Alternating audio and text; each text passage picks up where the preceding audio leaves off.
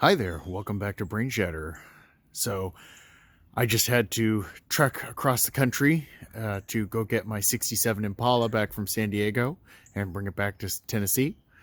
So, that should be my last trip to haul a vehicle out. I managed to rent a white Dodge Ram for towing the thing home, and I went and this one for this trip was a black Ram.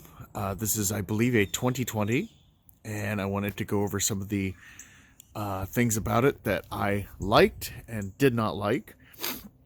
And so let's go ahead and get started. So, I had to go through New Mexico and through part of a massive thunderstorm in Tennessee, which washed most of the yuck off, but the car's filthy and it's a rental, so I'm not washing it. So you get what you get. So overall, the truck is a new truck. It handles very well. It drives very smoothly. This has a four-wheel drive. The four-wheel drive transfer on this truck seems a little bit more clunky than it should be, but it did work pretty well. Of course, they have street smooth tires, which didn't help when I got stuck in our yard when I got here to turn around the Impala to get it off the trailer. But thankfully, I have a tractor. So, yeah, if you have a four-wheel drive truck, you need meatier tires than these Firestones that are on this, because they're great for gas mileage. I got about, when I was not having the trailer, I was getting upwards of 16 to 17 miles to the gallon. When I got the trailer, it dropped down to 15, and then when I got the Impala on it, dropped down to around the 13.9-ish range. So, but it's got a good sound. It runs very well. It's nice and clean. It has a push button for the tailgate. It's got a spacious bed. The other Dodge Ram I had rented had a bed liner, and that seemed to make it a little bit nicer. But this truck should do pretty much anything you want. I don't know if it's a standard hitch, but the hitch is a 2.5 inch. It comes with a reducer to drop it to a 2 inch, which is kind of important if you have a smaller tow bar. So one thing on the outside that I will mention, it seems very cheap and kind of floppy, is these end caps. These are plastic, and they just feel cheap. The rest of this is also plastic, but there is a metal bar inside. The metal bar does not extend into these end caps. So, when you're getting in, don't step on the end caps.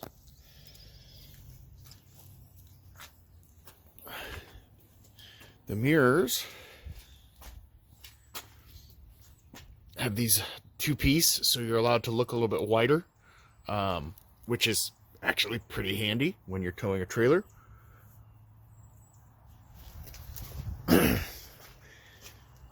This is a 2500. The white Ram that I rented previously was a 1500. And the giant Ram logo, I do believe this was larger on one of the previous versions. So they've toned it down a little bit, which is good, because it's kind of obvious from the Dodge styling what you're driving, and so it doesn't need to be that apparent. So, all right, let's do some inside stuff. But overall, it's a very nice truck, and it'll get anything done. Here's my Impala that it towed, but it did very well for what I needed it for. And Enterprise said that they are probably going to be putting it up for sale. So if you want to go and check in with them, it's the Enterprise Truck Rental in Nashville.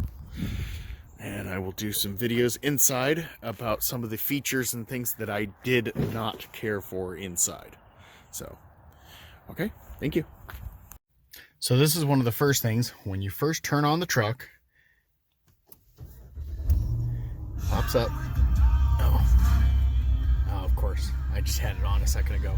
So when you first turn on the truck and it pops up a Uconnect warning saying you're not going to mess with this and fiddle with it when you're driving, it deactivates all of the buttons. So if you do kind of like what my wife likes to do, which is crank the radio, pull into the garage, and then turn the car off, if you get in and the last person that drove it was banging music, you are going to be deafened, and this controls don't start responding for like 10 or 12 seconds. Another thing is that certain times you want to push this button, and what this does is it's supposed to do the vehicle recirculate. Unless you have it set to this, which is the blowing kind of in your face, that will stay on. The other versions all seem to keep it on for exactly 5 minutes and then it turns off. And so driving back from San Diego to and from San Diego, I got several times where I got skunk, and I had already pushed it on and I wasn't expecting it. So I got multiple layers of cow stink and skunk and everything else. I don't like that, and I don't care for that design because it's pointless and stupid. If I want to put on the recirculate air, I want it to stay on until I turn it off. So, and that's about it. The gauges are front and center. It's got it also, another thing I don't like is there is no way to turn up and down the radio from the steering wheel. You have to reach over to the dial to do it, and in 2020 that shouldn't be a thing. At nighttime, the gauges, while they are bright, light up basically right there and kind of blind your mirror a little bit. So it takes some getting used to. It's kind of annoying. The compass is present right there. It's northeast right now. It has a button on the radio that does that, whereas I have a PT Cruiser compass, which is up here in this, and my wife's car has one right there in the mirror. So it kind of seems silly that you can't show the passengers which direction you're going, because sometimes you have a navigator and they want to know. So that's pretty much my big complaints. The back seat. Hi, Wyatt. Hi. The back seat's big and comfortable. It lifts up and it's got some storage like cubbies underneath. This has a nice big storage thing right there. This does flip up to give you an extra seat if you need. And it's got a storage compartment right here. If I can.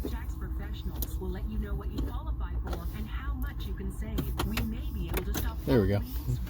Push the button. Enterprise didn't clean that out, so that's someone else's. Yuck. Nice floor mats. Good size steering wheel. Good gauges. Overhead console. The lights buttons are a little bit funky. A little cumbersome, but overall they're pretty good. It's a nice truck. There's a couple features that I don't care for, but for the most part, it's pretty good. It's got a cigarette lighter adapter right there, and then it's got a USB right there, and a little change holder. So overall, it's a very nice truck. It'll work very well if you need to use it for anything. But there's some quirks and things that I don't care for, and I just went over them. All right, thank you. Take care. So one thing I found a little bit funny was the key fob. And there's no physical key, and this thing is gigantic. And of course, you know, rental car companies put their special thing on and their tag that are very cumbersome. The last U-Haul vehicle that I rented had this huge tag on it, and the thing snapped off in my pocket. And it's like, well, don't put such a big cumbersome thing on it. As opposed to, this is my 1999 Dodge Neon's key fob. It does the same thing, and it is super duper thin. And the cool part is you get a physical key. And not only that, all the cool Chrysler products, you could get the different keys for the different cars. So I have a Viper key. So, but this is one thing that could have been worked on. I know that they started using the Sentry keys in like 2001 in the Dodge vehicle.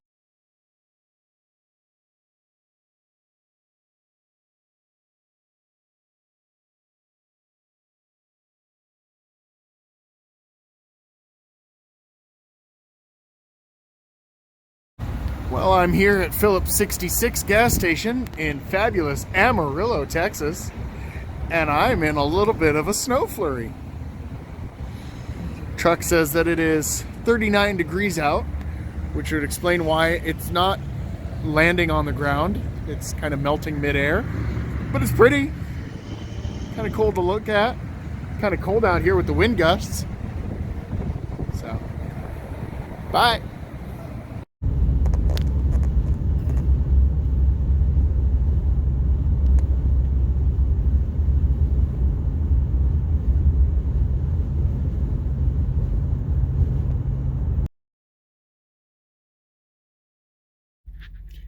Just in case you are contemplating moving to New Mexico, I would strongly recommend against it.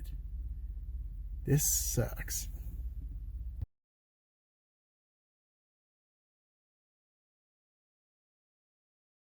This is what I'm currently fighting with. Powdery, yucky slush. Fun!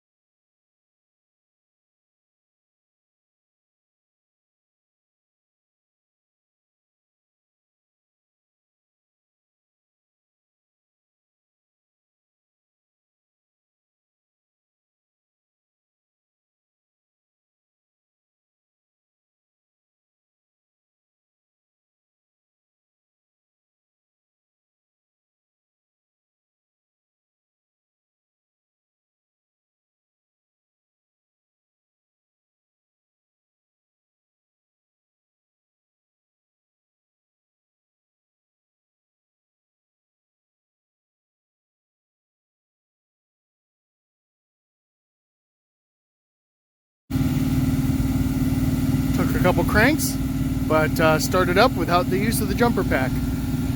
So, ready to get on the trailer and then go home to Tennessee. This is nuts. Look at all this sand. Winds be crazy.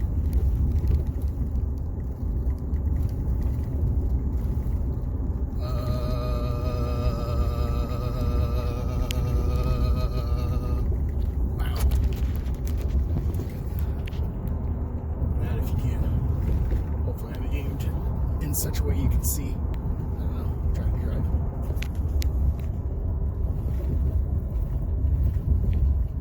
Shifting sands.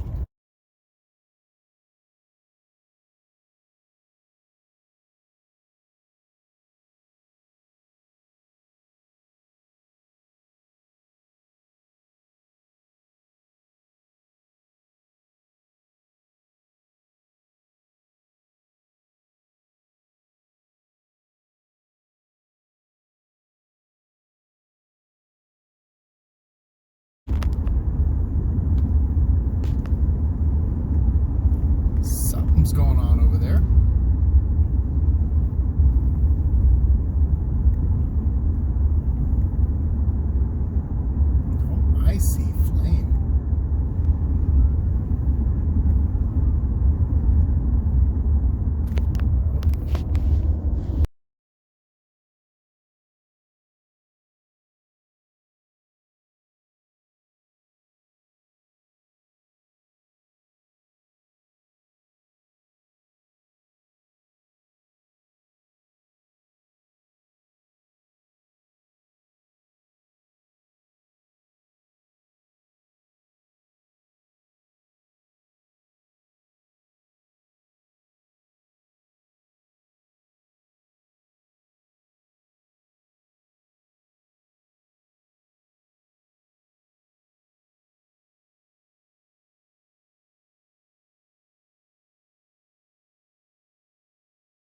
Said you won't touch that button. Check it out.